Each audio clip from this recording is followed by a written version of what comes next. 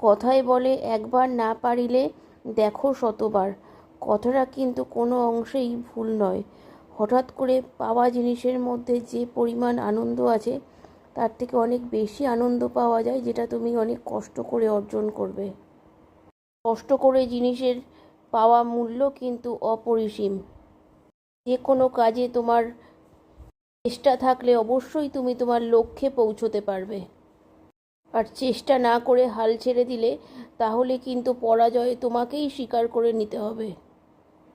একদিনের কোনো কাজের চেষ্টাতেই তুমি লক্ষ্যে পৌঁছে যাবে, এই ধারণাটা কিন্তু একদমই ভুল। রোজ একটু একটু একটু একটু করে চেষ্টা, তারপর একদিন হঠাৎ তুমি তোমার কখন স্বপ্নটাকে ছুঁয়ে ফেলেছো তুমি নিজেই বুঝতে পারবে না। নিজের একাগ্র চিত্তে চেষ্টা চালিয়ে যাও আর ধৈর্য ধরো। দেখো একদিন সেই কঠিন কাজটা তোমার কাছে সহজ হয়ে ঠিক ধরা দেবে।